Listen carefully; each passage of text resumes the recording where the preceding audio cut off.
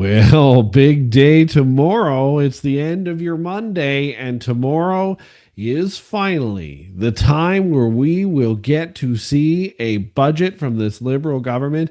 And boy, oh boy, are we expecting a heck of a disaster. And, well, we need to analyze today whether that means the government will fall. Welcome back to the channel. And welcome back to Bakes on Things. It's your last word for Monday, and we're diving deep because this week could be a turning point in Canadian political history. The budget from the Mark Carney-led Liberal government is coming tomorrow, and how Tuesday's vote goes could decide whether this government stays in power or falls. Whether they vote Tuesday, Wednesday, it doesn't matter. The stakes are high. The drama is real, and we're going to unpack both the immediate survival questions and the larger strategic question. If you're the opposition, do you bring this government down now, or do you let them limp on for now? Let's go. Welcome to Bakes on Things. Welcome back to Bakes on Things, the last word for your Monday. Don't forget to like, subscribe, and join the conversation below. Will the Liberal government survive Tuesday's budget vote? That is the question of the day. Let's examine the facts. Minority government, that's number one, and it's got some vulnerability to it. The Liberals are governing without a clear majority, we know that, and they need confidence from the House to survive. That means votes matter enormously right now. According to analysis, they're short of a stable partner and cannot simply rely on automatic support. So number two comes down then to the budget vote and a confidence test in this government.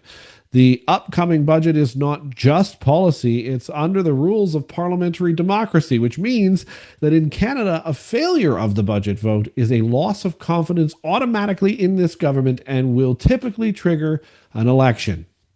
Now, here's the thing.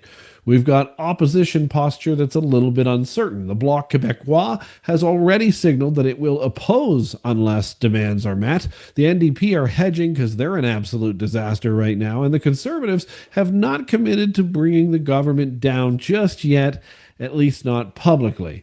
Signs certainly point to survival in that case. It's getting late now, and we still aren't seeing signs, so for now, possibilities. Some analysts argue that the Liberals are likely to survive this first budget under Carney. That doesn't mean they win big, folks. It just means they scrape by just because nobody wants an election right now. From all this, here's my verdict. I think the Liberals will very likely survive this budget vote, but only just, and survive it in the case that means they limp across the line, not a budget triumph. Here's why I believe that. They have strong incentive to find at least minimal support. The government will muster every trick in the book, phone calls, horse trading, private deals, to ensure passage. That's what they're going to do. They're going to bribe some people to get this thing done. The opposition, especially the Conservatives, well, they're not uniformly eager to trigger a full-blown election right now either. Polls aren't exactly where they want them to be. So my guess is, from previous articles I've read, opposition parties can't afford to call Liberals bluff on a budget vote just yet. A narrow win, of course, is not the same as being in the clear. One or two defections, one procedural trap, and this whole thing could still unravel. So just because we're calling it as a potential survival because of the opposition troubles doesn't mean it will. But domination, not even close. If Carney and his team think that they're in the clear, they're deluding themselves. But I don't think secretly they actually think that. And here's a warning flag. Even if they survive Tuesday, the next steps are perilous.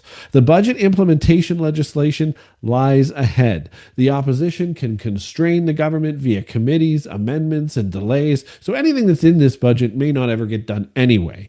One pundit called it a Pyrrhic budget victory. If they scrape through now only to get bogged down in legislative gridlock, then nothing really actually happens from this budget anyway. So even the debt and the spending and the ridiculousness of what we're about to see probably won't matter to you because most likely the government will be brought down after. But should the Conservatives or other opposition parties bring down this government right now, or should they wait? And what's the right move if your goal is to get rid of the Carney government eventually? Because this is where they have an opportunity to do so. This is where the strategy gets very interesting. There are two paths here. Path A, of course, is let the budget pass, or at least not defeat it, with caveats, usage of absences and abstentions, strategic walks, let's go fishing for a day, so that the government survives, but the opposition positions itself for an election later. Path B is bring it down now. Just vote no, everybody. Vote no and across the board and force an election immediately. Now, what we want to do on this episode is kind of weigh both. Does this make sense? Is this an opportunity to get rid of the Carney government, or should we wait on that? So let's look at path A first. Let it pass, but make it painful. Here are the pros. If the Conservatives abstain or have deliberate absences, some went fishing, for example, such that the budget technically passes, they avoid the immediate responsibility of voting for the budget. They can then claim, well, we didn't support it, we didn't vote for it, we just let the government stumble on its own, which is perfectly fine and not something unheard of. It keeps the government alive, which gives the opposition some time to actually mount a new election campaign and build some infrastructure, raise some more funds, wait for better conditions. Then they can use the budget itself as part of their campaign as well to show how big of a failure it was and that it couldn't even get through committees. Highlight the failures, the broken promises, the mismanagement of all the funds that they're going to promise in there, while saying, we stood aside. It sets up the narrative that the Carney Liberals are running out of steam, failing to govern, while the Conservatives quietly prepare to try and take over as government. Now, the con for option A here, which is let the budget pass, is this. If the government survives easily, it may stabilize things. A victory, even narrow, gives Carney some breathing room here. Is that what you truly want as an opposition party? Is that what Canadians even want? It gives the Liberals more time to brand spin the budget. They can spin the budget, I should say, as a success and game the opposition for obstruction, for shift attention. The public may see the opposition as weak or indecisive if they don't act when the government is vulnerable and take them down now. That's another risk. So let's take a look at path B, which is bring down the government right now in full force. What are the pros to that? Well, the moment you vote no, in unison, all of you together, and the budget falls, you trigger an election under the hypothesis that the public is ready for change, and you can capitalize on that. We should be ready for change by all logic now at this point, given the last decade of history, but we've all met a liberal before, haven't we?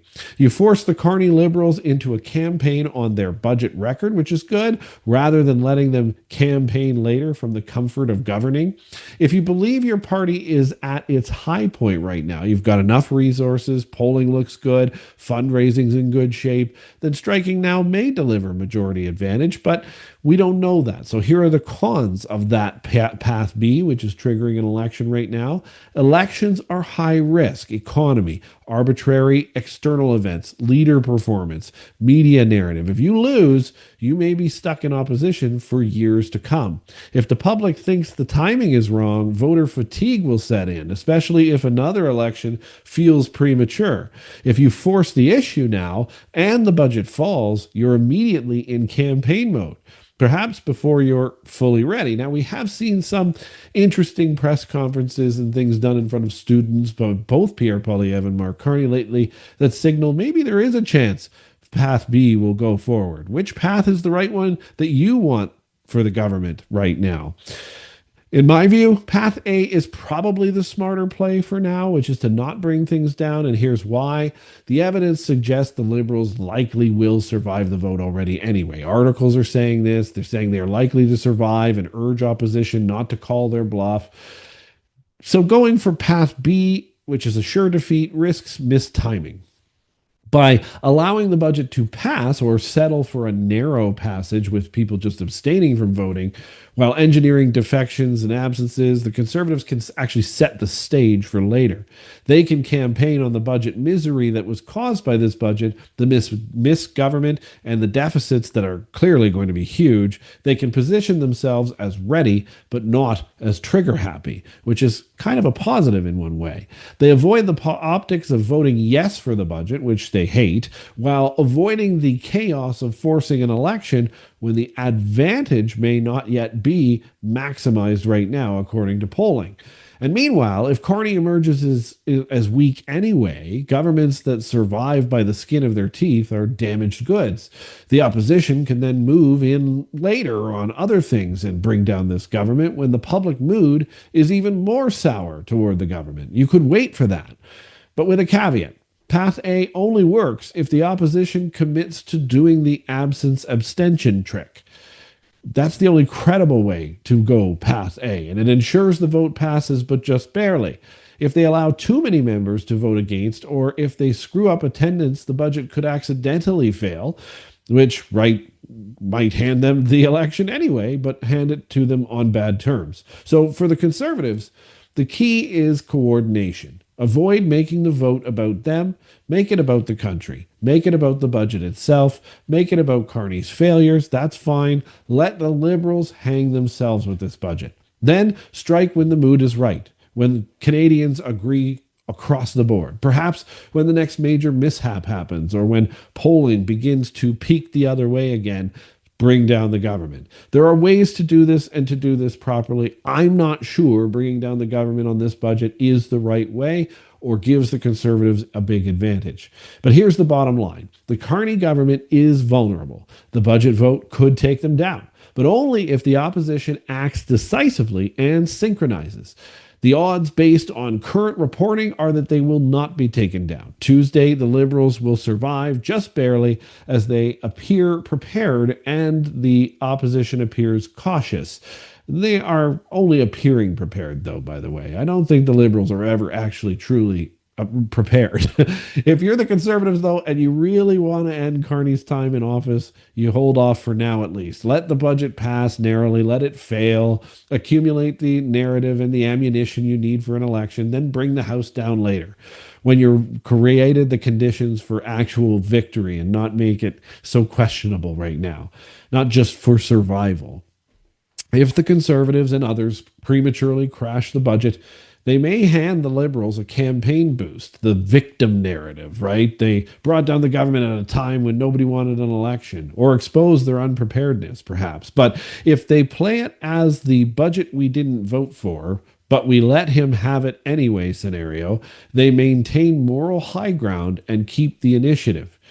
So stay tuned, because Tuesday won't necessarily be the end. It may just be the opening act for some absolutely disastrous politics for the next 6 to 8 months. And this show is building. If you're watching, leave a comment down below. Is this what you want? Do you want them to bring down the government, or should we wait? Will you be watching the vote tally? Do you think the Conservatives play hard now or patiently for the kill later? We'll see what happens. Thanks for watching Bakes on Things. Don't forget to like, subscribe, and of course, join the conversation about all of this down below. I want to hear what you think, and we will catch you tomorrow morning on the first sip, Budget Day Tuesday. Let's go. See you tomorrow.